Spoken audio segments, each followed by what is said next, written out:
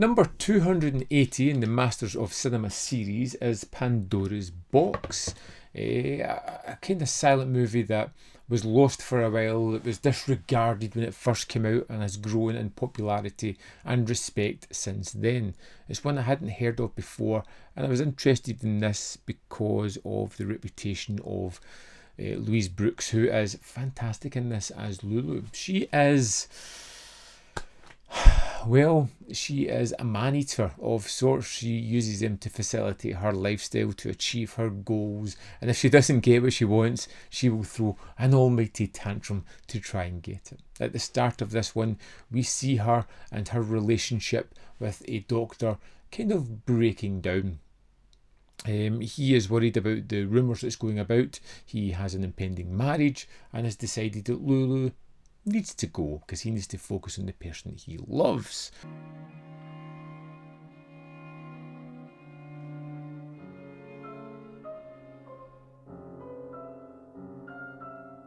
But through various actions, Lulu sabotages this and ends up marrying the man himself, in which case more melodrama happens, deaths happen, and the story kind of moves forward. And I don't really want to dwell too much on the story because there are so many surprises in this thing. I was expecting a kind of love triangle melodrama. Before long it turns into a courtroom drama, it turns into a murder mystery, it turns into historical fiction with Jack the Ripper at a certain point, a serial killer slasher movie.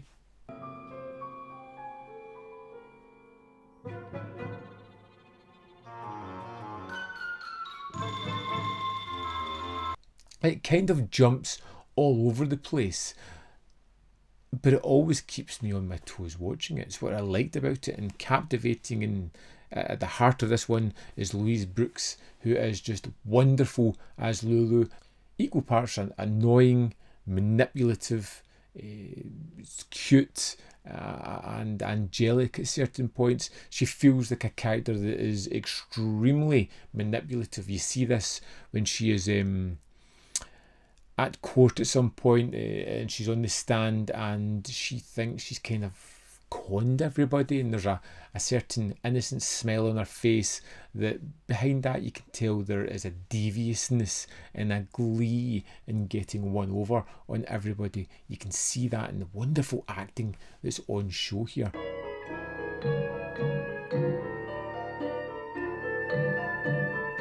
And this is one of those movies that's got some absolutely phenomenal directing touches in it, which I was just astounded with.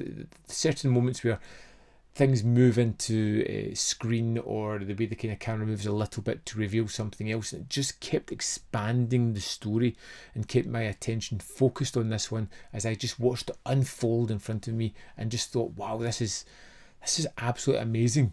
One of the best kind of directed silence I've seen so far.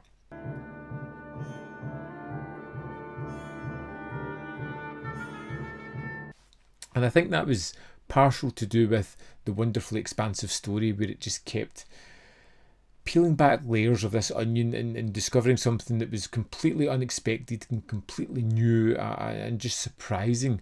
And although the movie went in various factions in various ways that I wasn't particularly happy with, because I did see Lulu as an almost vampire-like character, literally sucking the life out of these men and then discarding them to move on.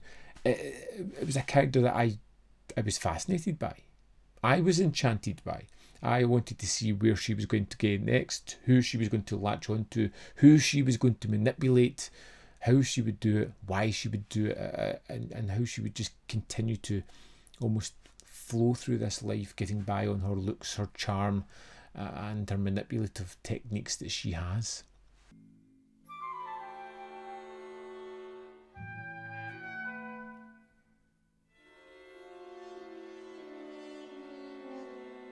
There is a great score at the heart of this one that just keeps everything going along perfectly. Like I said, the direction is terrific. The story is surprisingly interesting. And like I said, covers so many different subgenres. I don't even want to get into it too much. I just had a great time watching this one. Very surprising. Expected melodrama, and I did get that, along with several other genres I did not expect to get. Let's dive into the extras and have a look at this disc. The disc for Pandora's Box, we have the film with a score by Peter Rabin, commentary by Pamela Hutchinson, without English subtitles. Woman and the Jazz Age is a visual essay by Kat Ellinger. Here she looks at this kind of unflattering portrayal of men at the time, how it felt more realistic, encouraging alternate readings of the film. Takes Pabst from his peers. Godless Beasts is another visual essay by David Cairns. This one opens with a poem from the start of a play that kind of leads into the thematics that he's going to be discussing in this one. This is all about career, how it kind of differentiated from a lot of his peers as well, and how it kind of moved forward, his choice of actors and a little bit of his personal life leaning into that as well. Next up we have Lulu in Wonderland, another visual essay by Fiona Watson. Life and career of Louise Brooks, the kind of issues that she had growing up. I won't spoil too many things, but it was fascinating and kind of shocking to see where she came from and how her early beginnings were. Restoring Pandora's Box, which is an interview with Bar. He discusses the restoration process, and this is fascinating. They get into various aspects of this, the materials, how it was hard to find anything that was really of good quality, how they mixed and matched between materials, rotoscoping characters out of one film and placing it in another. It's just a fascinating process. There is a 60-page booklet featuring new writing on the film by Imogen Sarah Smith, Richard Combs, Alexandra Heller Nicholas. It's got stills and images from the film in it as well, and it's a great read. And that's the extras for Pandora's Box. So there we have it, Pandora's Box number 280 in the Masters of Cinema series is out now.